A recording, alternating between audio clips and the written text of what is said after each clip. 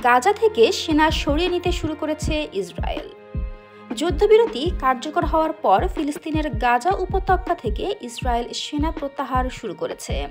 তুরস্কের রাষ্ট্রায়ত্ত বার্তা সংস্থা আনাদলুর প্রতিবেদনের বরাতে জানা গেছে, শনিবার 11 অক্টোবর পর্যন্ত গাজার মধ্যাঞ্চলীয় শহর গাজা সিটির শেজাইয়া, আল তুফা এবং জেতুন এলাকা এবং দক্ষিণাঞ্চলীয় শহর খান ইউনিসের পূর্বাংশ ও দক্ষিণাংশ থেকে ইসরায়েলি সেনা প্রত্যাহার করা হয়েছে।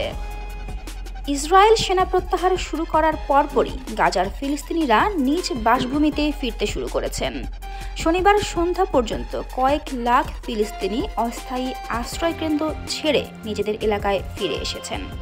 শনিবার সকাল থেকে সন্ধ্যা পর্যন্ত সারাদিন দক্ষিণ গাজার অস্থায়ী আশ্রয়কেন্দ্র ছেড়ে উত্তর গাজায় ফিরে গেছেন হাজার হাজার ফিলিস্তিনি।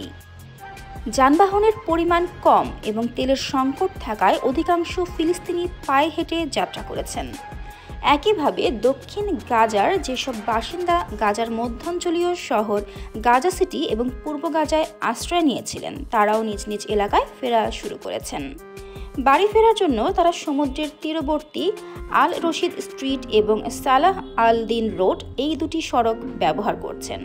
ইসরায়েলি বাহিনীর গত 2 বছরের অভিযানে গাজার 90% ভবন সম্পূর্ণ ধ্বংস হয়ে গেছে এবং বাকি 10% ক্ষতিগ্রস্ত হয়েছে।